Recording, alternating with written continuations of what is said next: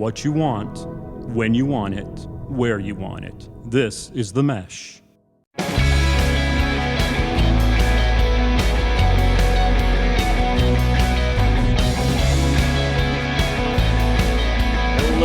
and welcome to another episode of I Guess I'll Do It with Pat House, a podcast where I talk to comedians about what got us into this shit in the first place.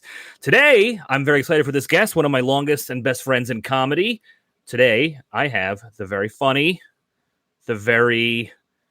I had a better intro in my head an hour ago, but I'm just going to bring it right on. Mary Radzinski. I'll do it, Pat. How are you? Because I didn't know if I should say comediant. That's your thing. Oh, yeah, that would work. That's where I got stuck. But okay, today's guest, my favorite comediant, Mary Radzinski. Thank you. Thank you, Pat House. Thanks for having me. I'm excited to talk to you. Me too. Thank you. Thank you. You know, it's been a while since we've seen each other, and we saw each other last week at a really fun bar show. Yeah, a little too fun, Pat. Yeah. It was a little bit too fun. And I missed you so much, but I forgot that whenever you're involved, so are shots.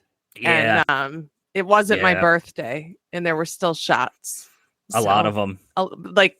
It was a bit of a problem. Jaeger after 1 a.m. is never necessary. No, and I'm not, listen, I'm going to sound like a real stick in the mud, but I don't even think maybe shots on a Thursday are necessary. Again, unless it's your birthday or maybe somebody died, or I'm sure we could find 10 other reasons. It was just that we hadn't seen each other. But clearly nothing has changed. Well, I know it really. I mean, you're absolutely right. Nothing has changed, and actually, we picked up exactly where we left off.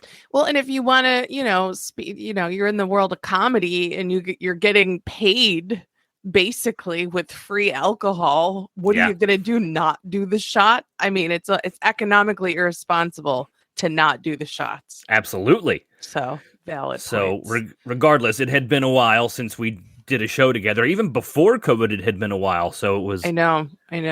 Very nice to catch up, and that was the stacked lineup too. It really was. I actually, who's it? Tyler Wolf.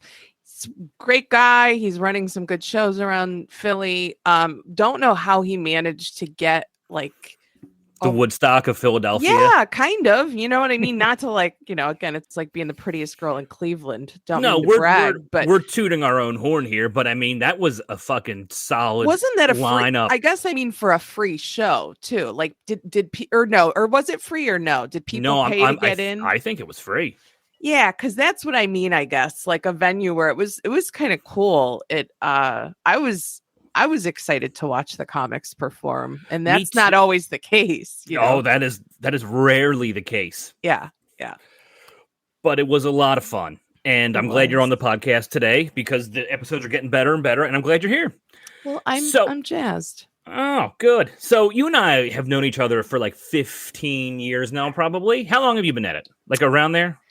Yeah, I actually think that the 21st of July will be my 15th 15-year comedy anniversary. Oh, I always love it when people know the exact date. Yeah. I think it's on this podcast, there's been a handful of comics who know the exact date, and then there's comics that can't even ballpark the year. They're like, I don't know. I'm like, how do you not remember? Oh, yeah, it was the day the music died. I mean, Jesus Christ, how do you not remember that? I mean, so July 21st.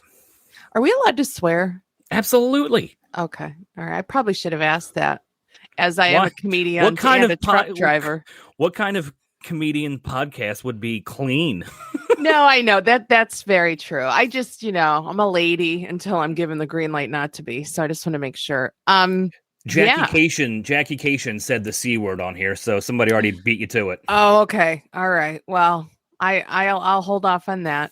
But so 15 years, and I met you pretty early on to get it started. I want to say we met at Urban Saloon. Before I had the open mic? Yes. Yeah, okay. Because there was an open mic there. And that was a lot of fun. I would come from the suburbs all the time just to do that 3 or 4 minutes. That was a really fun mic. It was. Can I just bring something up, though, that might have slipped your memory? Do you remember the guy who ran that? back His then. name, I think it was Sean something. That the dude. I don't want to say a name if I'm wrong, but I do know that he was later arrested and in the news locally for he was a bit of a peeping Tom. Oh, Pat. this is coming back to me now. Yeah, Yep, he was. Yep. I Was he think tall? he was very tall, Okay, slender this is coming gentleman, back to me now. and he was caught for I think he was doing a little filming, a little picture taking underneath dressing room doors and stuff and that sort of thing. So And is anyway, comedy's fun. Is that when you got the room? He went to jail and then you just took over the Monday mic? Yeah, I was like, hey, come to TJ Maxx with me. I had a plan. No.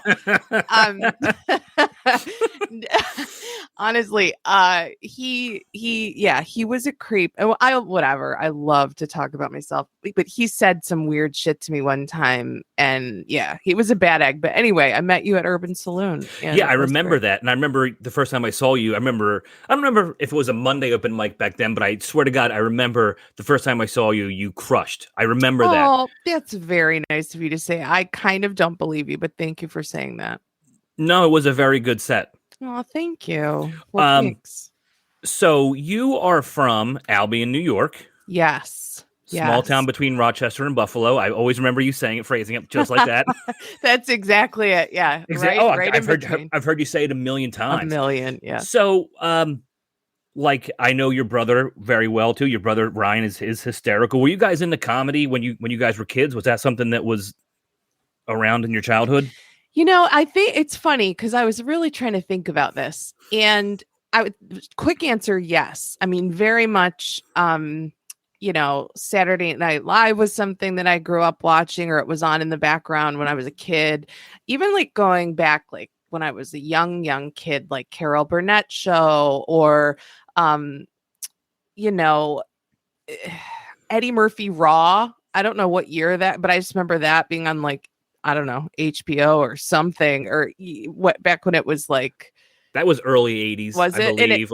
All I know is 83. It wasn't words I was supposed to hear, but I just remember seeing like the response that it got from like my mother and father and, that sort of thing. I had the exact same thing. My dad, I vividly remember being like young, like 3 or 4 years old, and my dad was watching Comic Relief with like Robin Williams, Whoopi Goldberg, Billy Crystal, and my dad was laughing and the crowd was laughing, and I just remember it stood out to me. These people were just standing on stage making people laugh, and I'm young, but that stood out to me. Yes, it's really.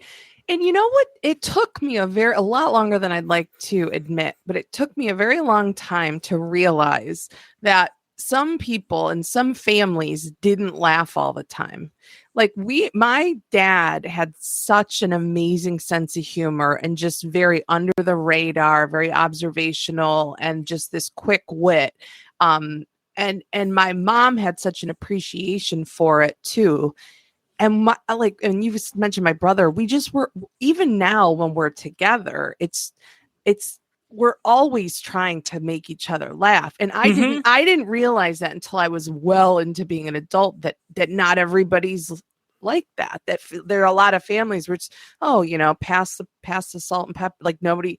And it blew my fucking mind. I had no idea. I thought everybody just tried to make every other person in their life laugh all the time. I definitely don't. Yeah, some families do not operate that way. Yeah, in relationships too. Like, it's weird to me. You know what I mean? I didn't know that's, but I mean, even I know your mom and your stepdad, and I know like your mom's funny. Like, you like just having a chat with her, she'll give you a quick line back and stuff. But I think that was, in addition, as a kid, was like, oh, can I make my mom and dad and brother laugh too? And it was almost like that was a little bit of it made me look for things that were funny. It becomes a mission. Yeah, totally. And it's like, it's not even that we're cognizant of it. I feel like we're wired that way anyways. Like something is in there that points us in that direction.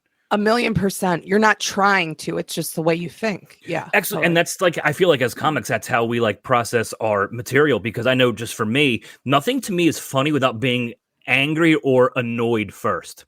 I'll see somebody do something or say something. I'm like, look at this fucking idiot. Or she's being a bitch to that cashier. And I get angry. And then once I calm down 2 minutes later, I'm like, oh, that's really funny, actually. Right. But nothing to me is funny without being annoyed first. I agree. I think the funniest jokes I've ever heard have come from a very dark place, and I think that's an easy way to sort of it almost goes back to like the old like Jerry Seinfeld. Look, what is it? What about Eric? What is it? No, I don't even know. But like, what is it about? How does he say everything? What's the deal with? Yeah, Jesus. I haven't had enough coffee yet. What's the deal with blah, blah, blah, where even that comes with an annoyance. You know what I mean? Or you think of like the Larry Davids of the world. It's like the thing that really gets your goat. And then how do you just like, the only way you can get back at them is by ruining them through mean words. Absolutely. And it's the best feeling in the world. Oh, the only triumph I've ever had in my life. Totally. Mm-hmm. So when did you first have the inkling that you wanted to try stand-up? Did you have that when you were young, or was that more of like a in college or afterwards kind of? It's funny. I have had it since I was kind of at least middle school, early high school. I remember thinking, oh my God, I want to do that, and, and I mean, I'm sure you've talked about this with other comics. Like, I think the misconception of comedians is that, they want all this attention and they're outgoing and, extroverted. And I think that's not true. I think we need the attention to operate as human beings, where most of us are very introverted in our everyday lives. And so in my head, I would see comics and I would just think, oh God, that's what I want. I want to be able to command attention just through something I'm saying. I was very into Janine Garofalo in high school. And what's funny? This is the sad part. I couldn't even tell you like a bit, because now that I understand stand up a little bit more, I see that she was just kind of a storyteller or a ranter, like definitely long-winded. like she wasn't set up punchline. She's hitting you with like a 20-minute right, fucking long, like a whole thing, and she's referencing a book that she, a real thick, crinkly notebook on the stool, and she's all over the place. But I think at the time in the 90s, it was kind of like she was just so fucking cool. And I went and saw her like at a high school auditorium in Rochester, and like I was just so into it, and I didn't even know or have anything to say. I just knew that was a platform that I wanted, for sure.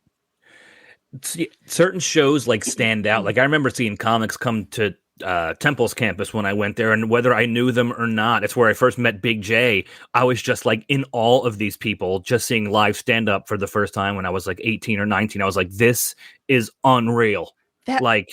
Even just in a little tiny cafe in a little small room on Temple's campus, but sometimes the shows would have 20, 50, 100 people.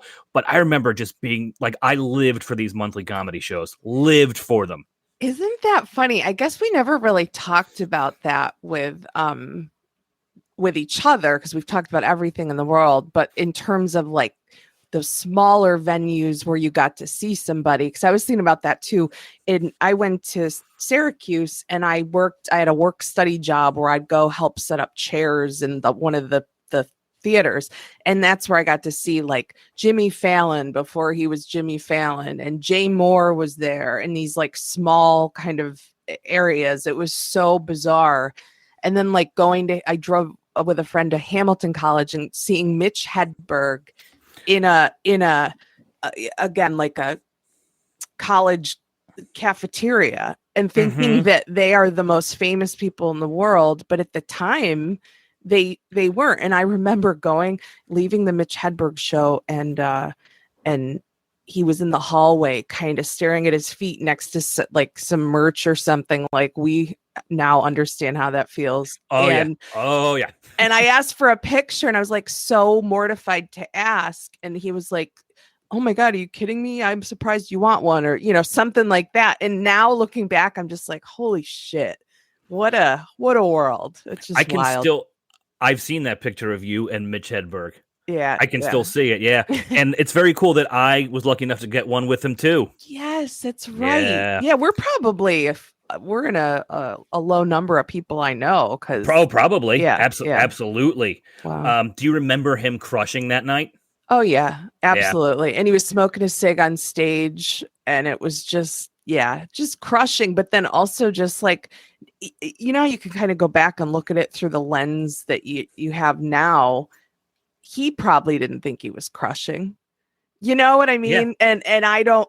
I just remember he was so adored, but you know. Yeah. I remember so he didn't really come to the clubs in Philly. So I saw Mitch a couple times. He opened for Dave Attell and Lewis Black on the Comedy Central live tour. Oh wow. And then that gave him such a boost in Philly that him and Stephen Lynch came together and Mitch headlined the Tower. Like, didn't even do a week at Helium or anything. Oh, This guy was wow. just doing the fucking 3,000 seater right away. His Oh name's come up man. on this podcast a lot. I had Chad Daniels on, and Chad started in Minnesota, and Mitch was out there for a long time too. So Chad knew him really well and had a lot of Really? cool stories. Yeah, they spent a Oh. lot of time in the car together, and Oh man, yeah. I yeah. just, that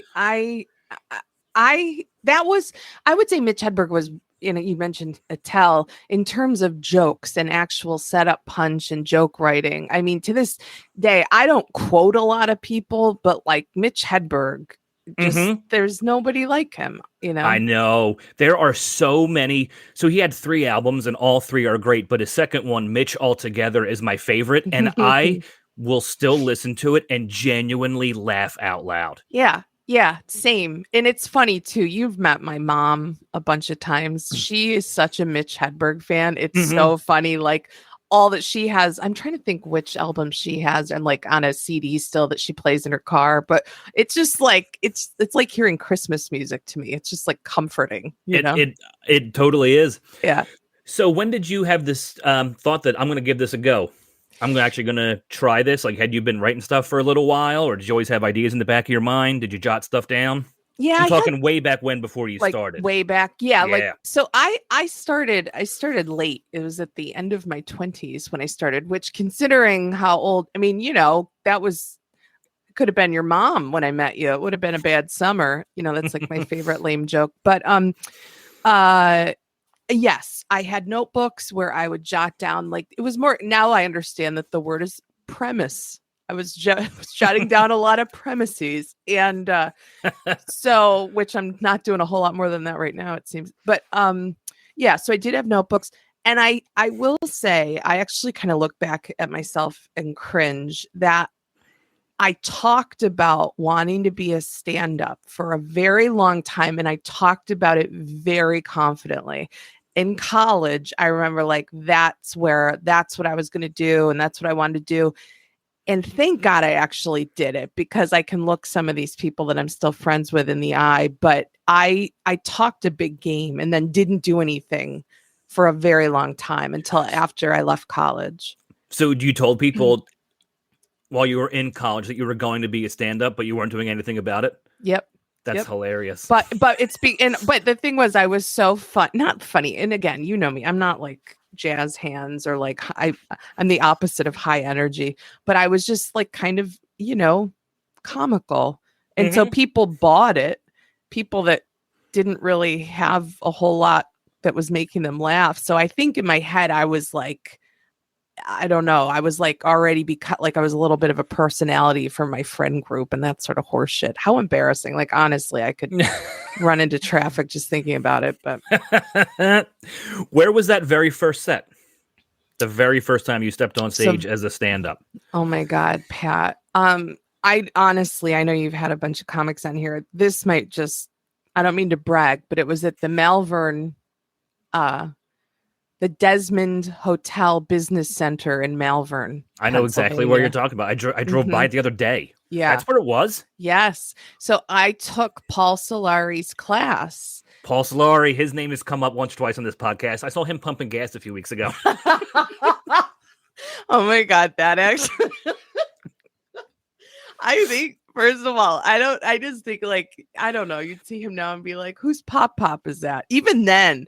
And you know, nice enough guy, but again, you were so blind at the time and how much money he made off these classes of people who never went on to do anything. But yeah, it was mainline comedy writing or something. But that's actually, he had like Vince Valentine and trying to think who else like cover a couple of the classes. So I actually like met some people that have, are kind of Philly comedians. I don't know if they took his classes, how often they did, but I mean, Mike Vecchione and Joe DeRosa also went through him. Well, so Vecchione actually closed my graduation show. Oh, very cool. At the Desmond. Yeah. And at the time I didn't know who he was. I was like, oh, that's cool.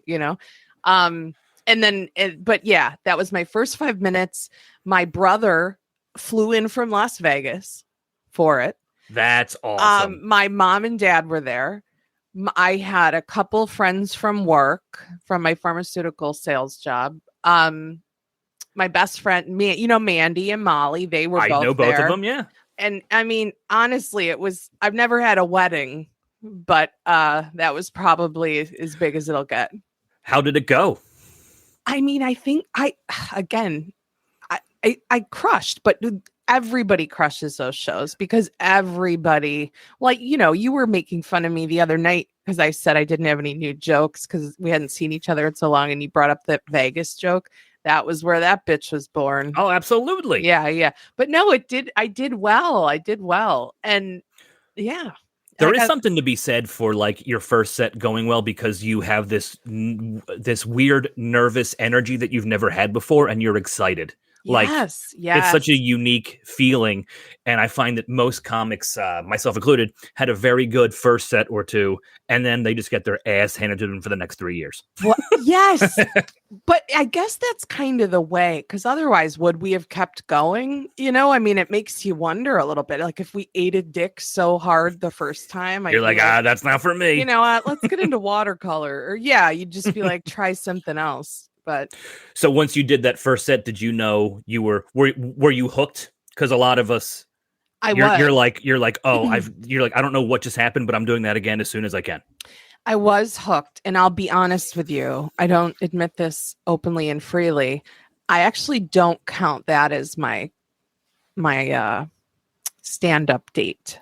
Oh. And I'll tell you why, this might be controversial, but I took that class, I did the graduation show, and then I did maybe one or two more things with a couple guys, older men, actually, like much older, that took that class also. And then doing jokes at a fucking church and stuff. And I was like, yeah, your name's on a flyer. You think you're making it. It's the coolest thing in the world. Oh God, give me something sharp. But so I did a couple things, and then I stopped for I didn't do anything else for 2 years. And then the first time I got back on stage on July 21st and then never stopped was at Urban Saloon open mic that we were talking about. Okay. I didn't realize that you stopped and took an extensive breather. Yeah. So I really didn't start other than that first set and then a couple sad little moments like the month following. But I just don't count that because, I mean, I didn't know what I was doing. When I got up at Urban Saloon at that open mic, that was as scary as being the first time. But then that was when, from that point on, I never stopped, But is that fair? Should I be counting? I feel like, I don't know. I don't think there's no right or wrong answer, but I feel like a lot of comics have that story. I feel like a lot of people did it a couple times and then shelved it for anywhere from 1 to 5 years and then came back. And then once they came back, they were in it. Right. So yeah, it was, I always wanted, I knew that's what I wanted to do, but, and then gosh, meeting you and the whole Helium crew and everything being like, oh, which I'm going to bring this up. And I know you probably have questions for me, but I'm sorry. I'm so, me. No, I'm just talking to you we're on the phone, but with the whole idea right now, Philly's Funniest is going on, the contest at Helium. Mm-hmm. And it oddly can still manage to give me slight diarrhea cramps when I think about it, yet it means absolutely nothing. But then I think to myself how much how important that was Yes. 12, 15 years ago and what Mhm. it meant in the city. And then like I'm actually hosting it on Wednesday, like filling in. They needed somebody. And I would rather get my eyes scooped out like than give a shit about that contest. I mean, I'm so excited to host it because how palpable the nerves are going to be, and I will Oh, just be I'll be but like browning out from a hard seltzer and just so happy to not give a fuck. not give a fuck. I Yeah. remember. So I would. This isn't like a brag. I don't think anybody way back when went to the finals and lost more than me. I felt like every year That should be your biggest credit, Pat. Come on. I would go to the finals every year and not win, and I didn't care. I'm not really a competitive person, but I was like, all right. So my first album came out, and I emailed the old manager of the club, who was awesome, Mary Ray, and I'm like, look, I go to the finals every year. I have an album out now. Can I skip the contest? And she was like, yeah, absolutely. And it was one of the greatest days of my entire life. Oh, Pat, I didn't realize that. I guess you did sort of quit it, air quotes, before, because I hung in there for. Now, granted, you were doing it much longer, not much longer, but years before I was. But I did a Not similar. that much longer, though. No, If like you're almost at 15, I'm at like, I'll be 18 later this year. So just 2 years. yeah. Well, maybe because you were so young and I was so much older, it felt like, oh, he's been doing that, you know. But no, I bottomed out or topped out at third place one year and was like, this, I'm fine with this. Actually, now that I think about it, I think I went to the finals 3 or 4 years in a row, and the last year I did the contest, I didn't even make it out of the prelims. So I'm like, I'm done. Like, what?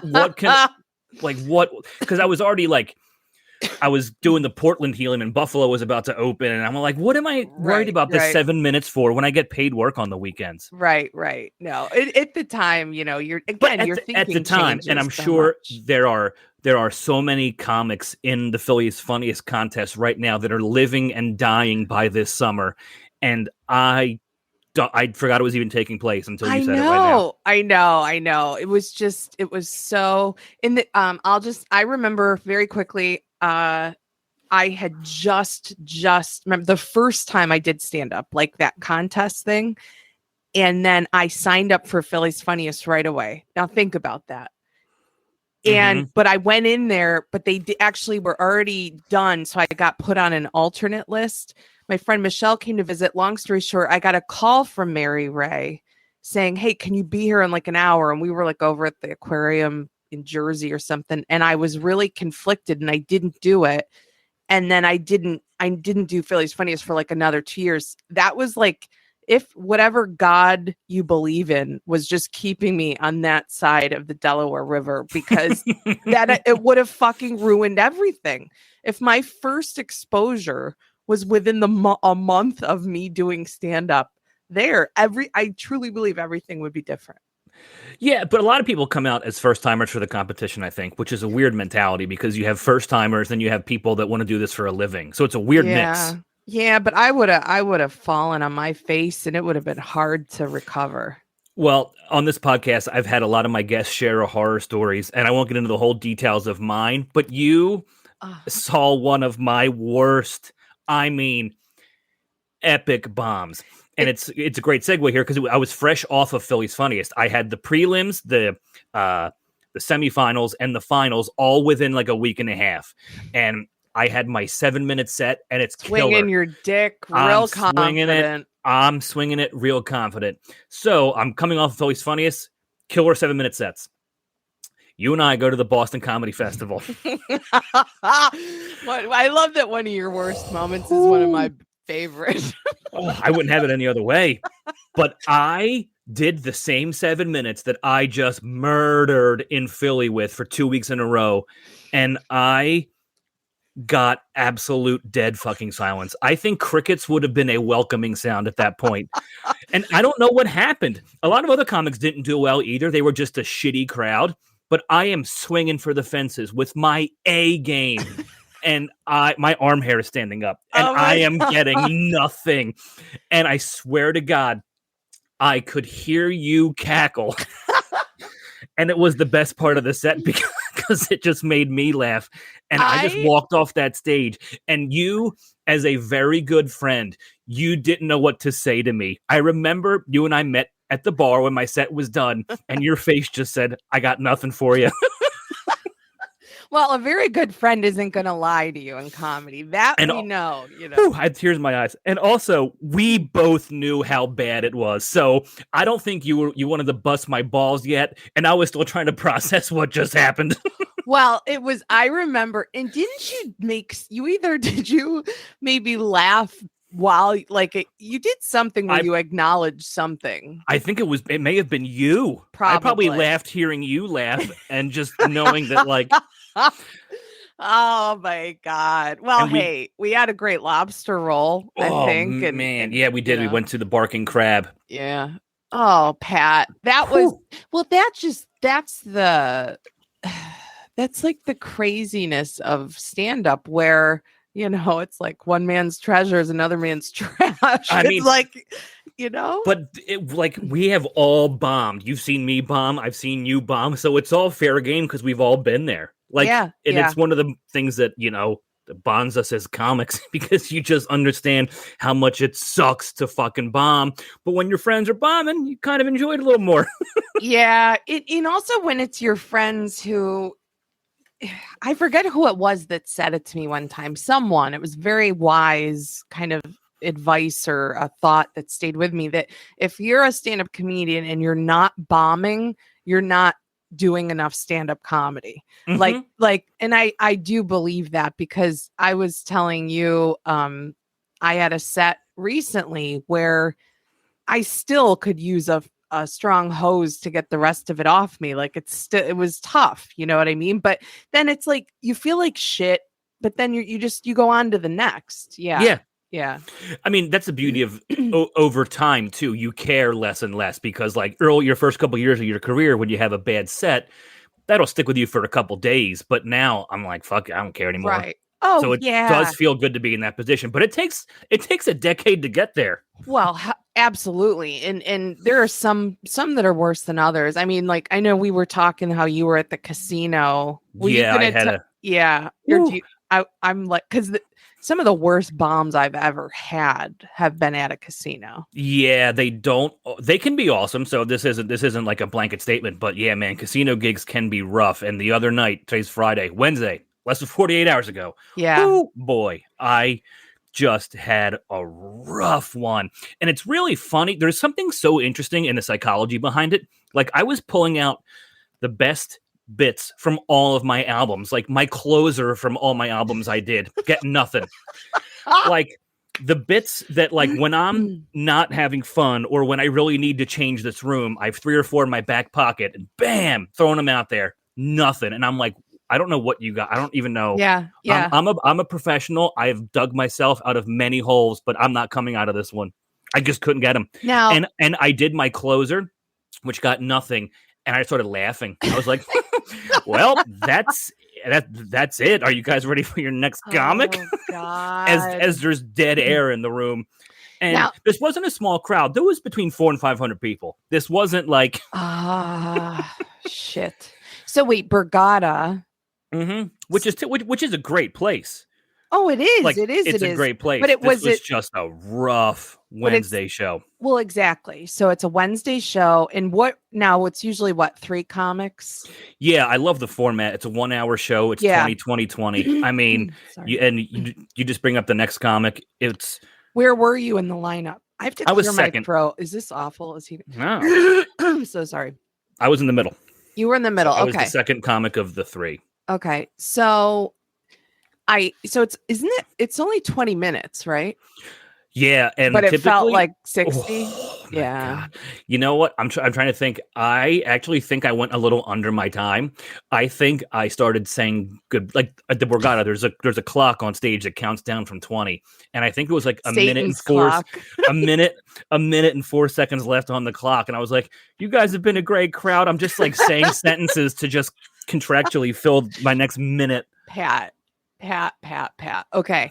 I believe, and again, I personally have never had a great I love the Borgata. They treat us so well. It's Yeah, oh, yeah. such an amazing opportunity. And honestly, I bombed so bad last time I was there that and Mark was with me, my boyfriend, and I don't let him go into the showroom anymore. I'm like, I'll meet you out on the floor, like make a night of it. So I wouldn't like you're doing something dirty in secret. Like, I'll meet up with you guys later. Yeah. I'm gonna go get my ass literally handed to me. So I went, I can do anything for 20 minutes. So I went, did this set, bombed so bad that I texted him. I said, hey, I'll give me an extra 10. I went up to the room, changed my clothes and put glasses on and a ponytail so that in case anybody from the show saw me in the casino, they didn't recognize me as the comedian. I do that all the time, especially all the time. On stage, I wore jeans and a button down. I didn't even stay for the third comic. I was so confused by what just happened that I was okay. I come off stage, bring next comic up. I literally walk out of the music box. I go to my hotel room on the 38th floor. I was on stage 6 minutes ago. I am already in shorts and have a baseball hat on. Yes. You got to put your it's costume like on. Superman Clark Kent. No one needs to know my identity. Yep. I go the extra step and just take my glasses off and. Oh, nice. No, I don't. Oh, no. Oh, that'd be amazing. If you wandering in the thing, like looking at everything closely. You got some contact lenses just for that purpose. Man. Yeah, I mean, it's bad when you have to change your identity after a show. Yeah, no, I know. Like you have to do the same thing that someone who just robbed a 7-Eleven does. You know what I mean? That's not good. Put on the Groucho Marx mustache. Yeah, walk around holding a bush. I don't know. Casino, those are always opening for a name at a casino is one thing, but those shows when it's like free aren't for the most part. And this is me totally not being accountable and blaming the crowd, and that's not nice to do. But in some of the instances I've had, it felt like with the number of oxygen machines that were in the front row and the number of just people that were dozing, it felt like they had gotten a free ticket to a comedy show from the buffet and they needed to take a knee for a few minutes to save because they were pissing through money. And so they went into this comfortable dark theater to then give me nothing. That's what it feels like all the time. But maybe it's just me. Were you there? Would you happen to know if you were there on a bingo night? Because I did a show there. It was a Monday show. Monday shows at casinos scare me. Because on more than one occasion, I performed on the same night that also coincides with bingo night. And I swear to God, a third of the room were just like oxygen masks in the wheelchairs and like hearing impaired headsets.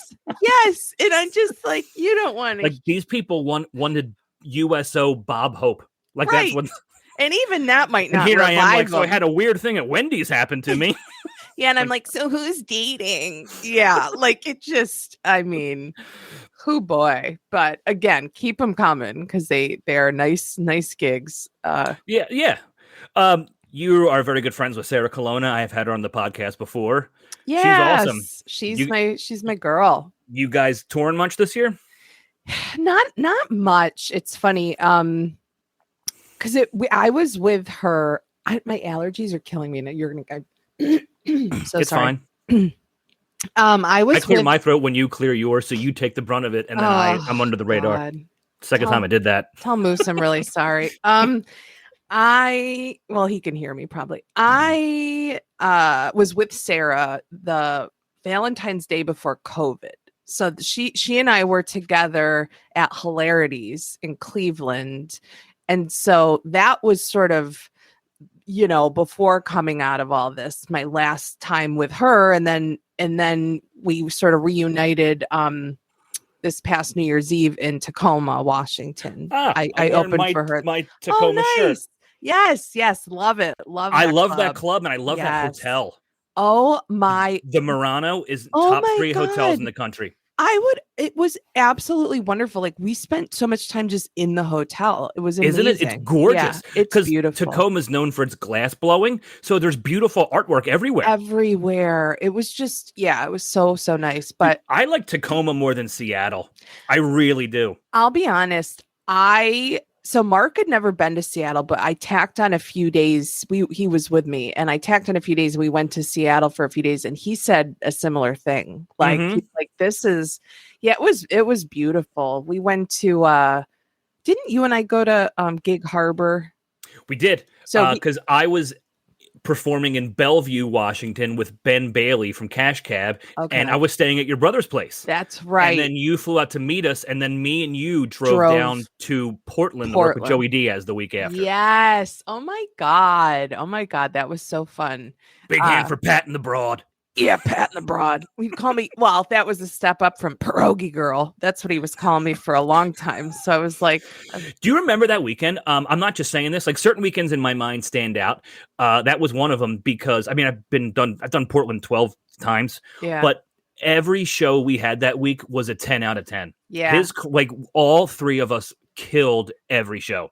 It Not was every weekend is like wonderful. that, but when it is, you're like, man, that was awesome. I Yeah. remember that all 5 or 6 shows were fucking packed, and they were hard laughers. They were so good. And I think that's, I mean, I had never worked with Joey before and just fell in love with him. And then it's like as he has been to you, just so good to me when I think about, opening for him other places after that. But it was knowing that his crowds, I could be as dirty and filthy as I wanted. And they're like, Oh, yeah. oh, yeah. I love that. I love it so much. And he lives in Jersey now. He's back. Yes. Yeah. Did you watch the Sopranos movie? No. They do like whatever. Well, he has like a little part in that. And I think that's what originally got him back in Jersey. I might be totally making this up, talking out of school. I think it had to do with I think COVID. he was one of the COVID movers. Yeah, because yeah. he's originally from Bergen County. So I think that was part of it too, and raising his daughter out here. Yeah. He posted videos from a Phillies game 2 weeks ago. Oh shit. And I was like, that's pretty cool. Oh, that's awesome. Yeah, he's so freaking great. I love him. That was a fun weekend. That was like a memorable beginning to end, soup to nuts. Like that was a very fun weekend. And it's cool that like he used both of us afterwards too. Like he gave me 3 or 4 weekends, and I know he did the same for you. And like your relationship with Sarah, like when you are a host or brand new feature, nothing is more important than a headliner bringing you around. I mean, it's nothing is more important. No, exactly. That is literally, and that even if you lose money, you're like, shit, I got to buy a flight and get a hotel, but Sarah Colonna or Tom Segura is bringing me somewhere. I have to do it. Yeah. And the excitement when you find out you have a weekend with these people and that you're going to get to go do comedy somewhere else or even if it's brand new or. Yeah. I mean, no, and I would say that speaks to, if we circle back, that speaks back to why we were so nervous about, or I was, and you were too, I guess at different times, about the contest, about Helium, because Helium has been the platform for us to get to perform and meet those people. Or, yes. I mean, and so I think about that. That's where I met Sarah. That's where I met, Rosie. That's where I met Norton, Attell, and people that I got, Marin, and now I'm just name dropping, but literally that you've opened those for are that have used you. Those are my credits. I mean, I don't have really, other than whatever, nothing. I'm garbage. But the point is, that's why it was so important to get in there and be a working comic or have that be your home club, because it's a different strategy than New York or LA, where we're not hanging out at the Cellar and that sort of thing. We're trying to work our craft at bar shows and then meet somebody who's like, oh, hey, I have some work for you, so. Do you enjoy working the road? Yeah, I do.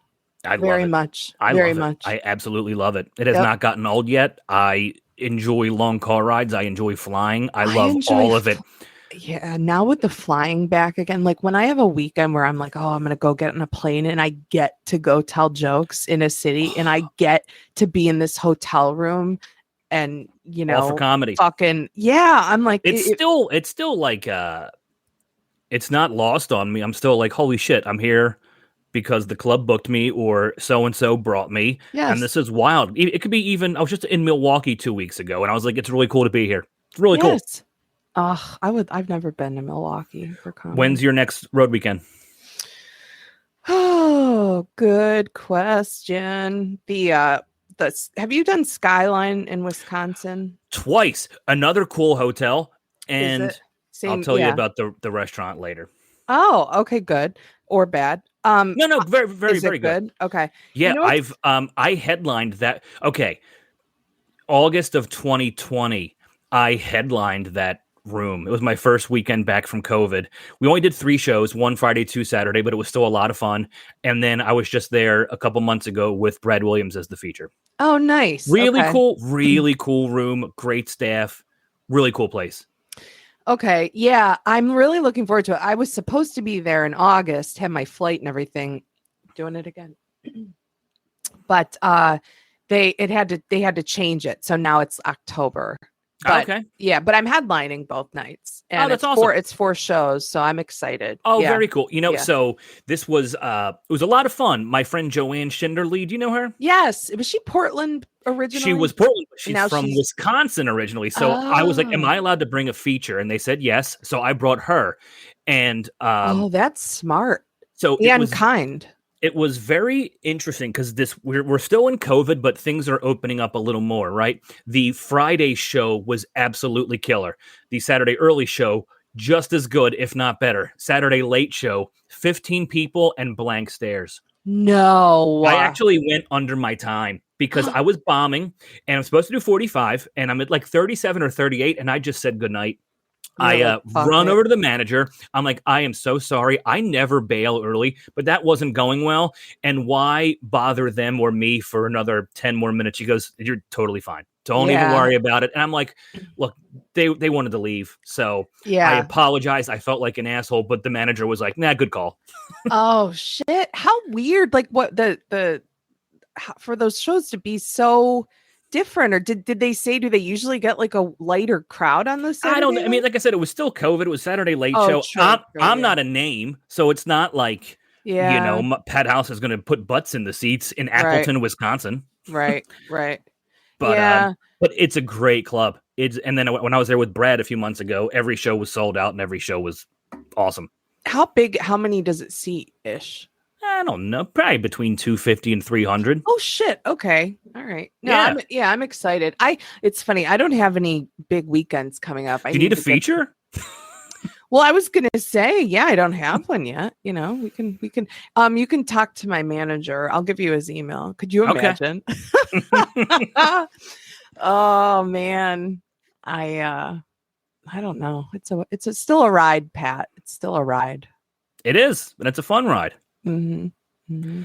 How's your podcast going? It's going, it's going. I actually will say it's going well. So Sarah Colonna and I do the podcast, and I'm going to name drop it. Are You My Podcast? Yeah. It is going well. We are finally starting to get a little bit of traction on Patreon, and it's for, I'm sure you probably don't listen to it because you don't watch Married at First Sight, but it's a show on Lifetime. It's a real garbage reality show. That's my favorite kind. And so it's going well because we started out with the Lifetime movies, and that just the demographic for that was not quite as rich, if you will. Yeah. So blah, blah, blah. So, no, it's good. I guess you just asked how it's going. You didn't say, give me a fucking biography on how you started from the beginning with it. But I'd like to tell you, no, I'm kidding. I can see with your face. And you're still going. And I you're still going. Well, have you ever been with me when I haven't spiraled out at least twice? Okay. Never. Right. I like, you and I are two people that can talk comedy forever because, and you've said this before, we definitely share the same brain when it comes to stand-up. We have the same writing. Yeah. What's the word I'm looking for? Like, we like and dislike the same comics and the same things in comedy. Sensibility? Sensibilities, yeah. There have definitely been times where, like, we really do share the same brain. It's really weird. Well, it very, very, what makes us laugh is very much the same. Yes. I think we view things very similarly. I think we do as well. And there's been a million times where we're watching a comic on stage at Helium, and I feel like you and I would have the exact same opinion of them, like to the T. Yes. Oh, yeah. I mean, that's we have a trust with that too. Kind of like running a bit by somebody, by the other person too. Like I trust your brain. One of my favorite things that you and I do during our friendship, and it started a long time ago, was I would say like the most fucked up thing. I think I know exactly. I know exactly what you're I going would to say. say like a really fucked up thing that you would not really want many people to hear. And then you would just look at me and say, tweet, Mm-hmm. like for me to tweet. And that will always make me laugh. You know what's funny about that too is like I'm selective when I do it, and it's still just as funny. It's honestly, it tickles me. And I think you did it we hadn't seen each other. I did it. And I you don't. did it But the other see, night. I I don't did. remember what it was though. Me neither. It Well, was we at the wouldn't be able dive to bar, say though. it any. We wouldn't be able to share it anyway. Chances I remember are. that it was at the dive bar because I was standing in between you and Rachel, and you said something. I just went tweet, and we all just lost it. That'll never not get me. All right, we're gonna wind down here. Anything you want to plug? I know you said Appleton in October. That's an awesome headlining weekend. Yeah. No, I just, if Your anybody, website, social media, your podcast. yeah, my podcast, it's called Are You My Podcast? And it's fun. Again, we cover Married at First Sight, but we do some other shit over on Patreon, me and Sarah. And my website's maryradzinski.com, Instagram at Mary Radzinski, Twitter, same. So yeah, just having a nice time or trying. Did you have fun here today? I had a ton of fun. I honestly feel like this was just a phone call with you, but it was super duper fun, and I'm very appreciative for you and having me. Asshole. Well, thank you for being here. I want to share one more horror story. You got one in you? Another set that gives you the heebie-jeebies? I don't know why, and I don't mean to be such like a negative person, but there's something I just love about bombing. Like I just appreciate a good horror story, especially from my friends. Oh man, even though we did just talk about bombing. I was gonna say I gotta think. I mean, I want to be like, there's so many, Pat. Oh, there's so many. It's hard to. I mean, even just like, I remember at Uncle. Is it Uncle Vinny's? Uncle Vinny's, Point Pleasant, New Jersey. Yes. Yeah. I remember. I'm gonna just like I'm gonna give you like 2 or 3 little snippets.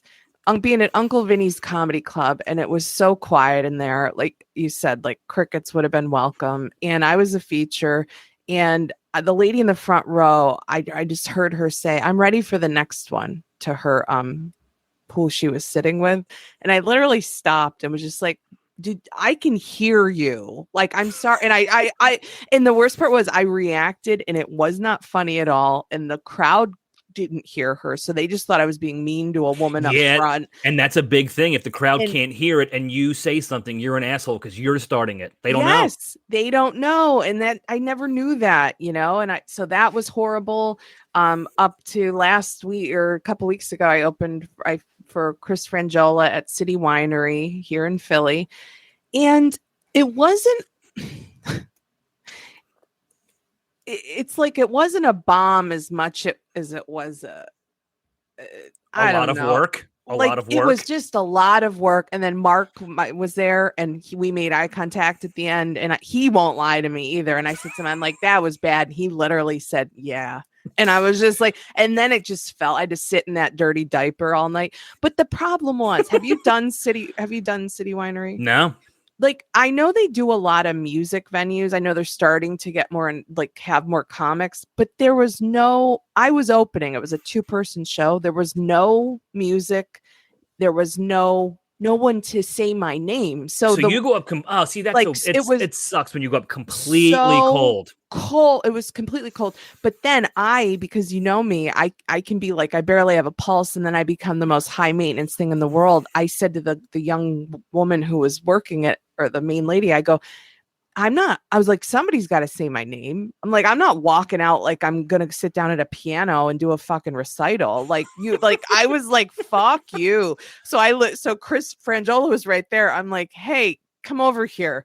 Say your friend Mary Radzinski's opening. No, it does wonders, man. And I'll tell you, I thought it did maybe a little something, but I ate it. You talk about pulling from old material. I was like a mom on a Greyhound bus with a colicky baby just digging shit out of a bag, throwing nothing was working. Nothing was working.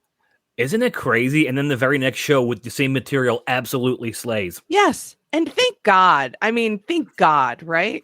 I don't know if I told you this. I was just thinking of the comment of what that lady said to you at Uncle Vinny's. So I'm ready for the next one. A month or two ago, I was headlining a resort in the Poconos. And I swear to God, a woman in the crowd takes out her iPad and just starts playing solitaire in front of me. Are you? Pat. I thought it was the funniest. I didn't even care. I didn't even address it because I just wanted to be done. I just wanted to be done. So it wasn't even worth my time. But I don't think anybody has ever been more blatantly rude to my face than her looking at me being like, no, and then pulling out a fucking iPad. Not even like an iPhone. Not even a phone. A big enough screen for you to fucking see how she's doing. Uh-huh. Oh, Pat. I love these stories, though. Yeah, I love these stories. I know. I do too. It's what makes us tick, you know? I mean, if we were really like stable people that were optimistic and thrived on joy, we wouldn't be doing stand-up. No, absolutely not. It makes sense. Yeah. It does. And we're going to wrap it up with that one. Thank you very much. Thank you so much. This was Mary super Radzinski, fun. thank you for being here. This is awesome. Thank you. Thank you.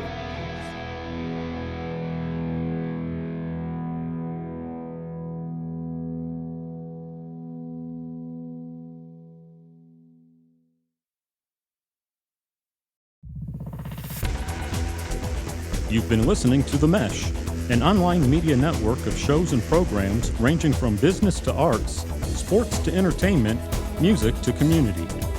All programs are available on the website as well as through iTunes and YouTube. Check us out online at themesh.tv. Discover other network shows and give us feedback on what you just heard.